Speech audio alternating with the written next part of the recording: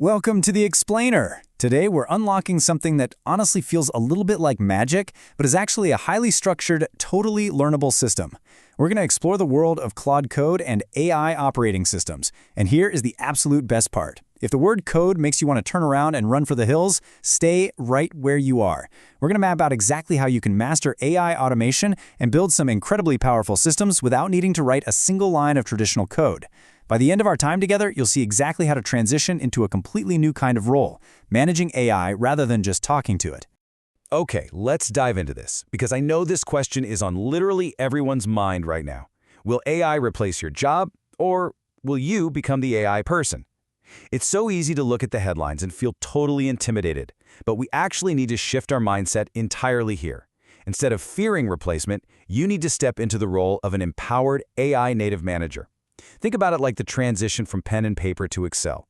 The people who learned Excel didn't lose their accounting jobs, right? They just became exponentially faster. You aren't competing with AI, you're stepping up to manage a digital workforce. Here's our roadmap for today. First, we'll cover how to future-proof your AI career. Second, the AI harness concept. Third, mastering context engineering. Fourth, the 5-second brain levels. And finally, your AI operating system. Let's jump right in. All right, Section 1, future-proof your AI career. Before we even think about touching any software, we've got to get the high-level philosophy down. There are 6 foundational skills here, and guess what? 0 coding background required. First, you need to become the AI person in your circle. Be the one who's always experimenting and finding faster ways to knock out routine tasks. Second is taste and judgment. That's about knowing what's actually brilliant versus what sounds like a boring corporate robot. As AI spits out more and more content, your real value is going to be in editing. Third up is context engineering, teaching the AI the unique nuances of your specific business. Fourth is iteration speed, prototyping fast and refining on the fly. Fifth, building Jarvis. This means creating systems that just run quietly in the background without you manually triggering them.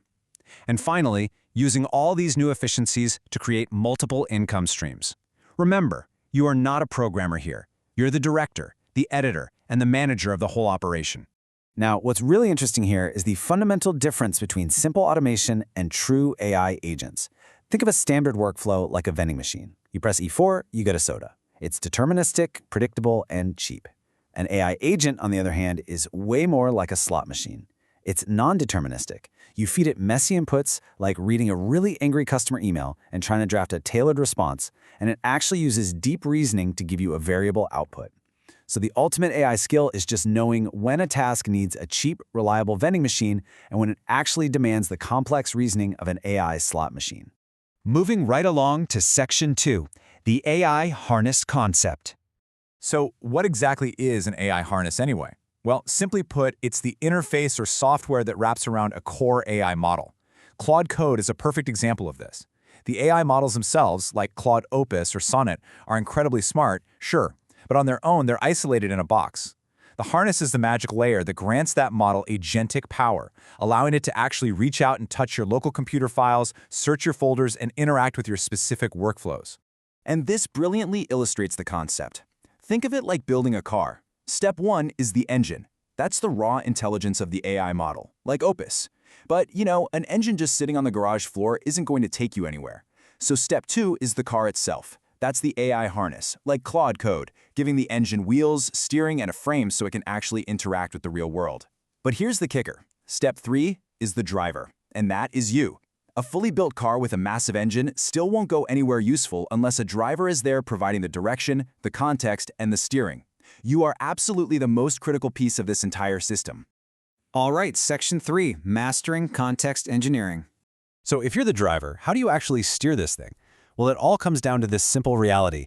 AI without context is just a smart intern who's guessing. Just imagine hiring a brilliant summer intern.